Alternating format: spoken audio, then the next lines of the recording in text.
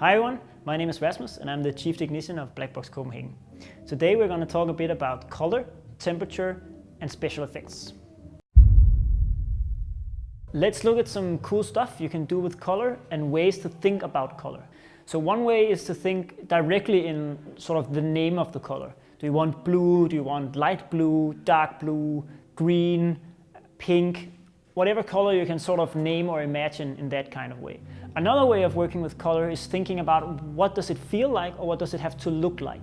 Do you want graveyard blue? Do you want summer blue, a rainy red, or you want love purple, or any kind of emotion connected to the color can help both you as a designer, but also if you have a technician available to think about what kind of color it is and what it's supposed to feel and look like. That's two very different ways of thinking of color, but it's a great idea to combine those. And it's a really strong working tool as a game designer or a LARP designer to create different moods with different colors. All of these examples are great things to use in game design and LARP design. So experiment, try it out, and be creative with your choices in color. Now I'll show you some really cool stuff with temperature. Right now we're sitting in red light, and we look warm and we feel kind of warm in the light. But now as the light starts to change to blue, you'll see that it's much colder, it feels much more pale. We become sort of colder to the touch or to the feel of the scene. You can work with many small nuances in this. You can have really warm blue that can sort of feel like a summer rain, or you can have cold red light that can feel sort of like a sad sunrise, or like that last breakup that you just really don't want to go through. And all of those small nuances is things you can work with as a designer. This scene is a practical example of what we call blending. It's about using two different colors to create a contrast opposite each other. In this scene, there's a clearly divided line between Jesper in the red and Oliver in the blue. They represent two different things. What that can be is up to your game design or your ideas, but it's clear to most people when they watch this that there's a really big difference between the two experiences, both when you watch it and when you play it. Now I'll show you two of our super cool light special effects. One is the thing around Oliver's neck, which is a sort of wiring made of light that you can turn on and off. And the other is our new cool remotes. So I'll show you what happens, and you can dream big. And you can turn it on and you can turn it off. And you can use this as markings of floor, like you want a specific scene to be marked in a specific way. You can put people on it. It gets warm over time, so you can use it as something that people can cuddle with. You can slightly move around with it. It's a little bit difficult. It has to be plugged into power, but you can probably imagine many creative things to do with this cool stuff.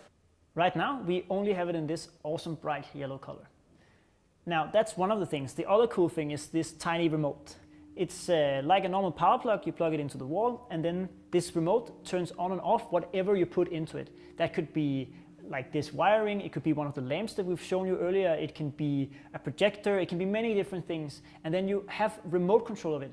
And the cool thing about remote control is it doesn't have to be you as a game designer who uses it, it can be the players who use it. Suddenly you have a technique where Oliver is the master of whether or not it's on or off. And that's really cool to work with. Now, another really cool effect you can use as a LARP designer is ultraviolet light. We all kind of know what it is from movies or other places that we've experienced it, but it's a really cool thing to use in a black box. You can use it in many different ways. You can use it on your t-shirt, you can use it on your skin like this, you can use it in different colors. What is important to know is that when you use your ultraviolet, it needs to be as dark as possible, and the more ultraviolet light you have, the better. And it's a great tool to change scenes or create secrets in play, and it's something as a designer you should think about if you want this sort of extra level of mystery or coolness to your game. Now, another cool special effect you can use is projections. When you work with projections, you can make city skylines, you can make weddings, you can make written instructions for the players, or just like running water or rain. It's a great way to frame the scene that they're in with some kind of very concrete image that the players can reference to. One thing that's important to remember when you use projections is that the projector is always on, so you need something in front of the projector if you want it to be dark.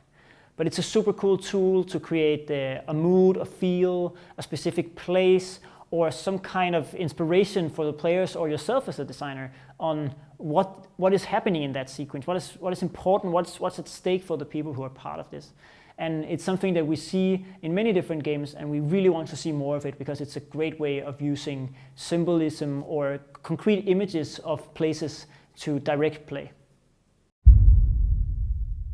Now, we've talked about all kinds of different ways to use color, temperature, special effects. But one of the core things in the black box tradition is that we use light as a technique, or as what we call coding. That means, for example, if the color is red, then only one character can speak. Maybe if the light goes down, that means the scene has ended, or all kinds of different ways. We differentiate between meta techniques, which are inside the game, like Arsamandi or other examples, or the coding as used with light and sound.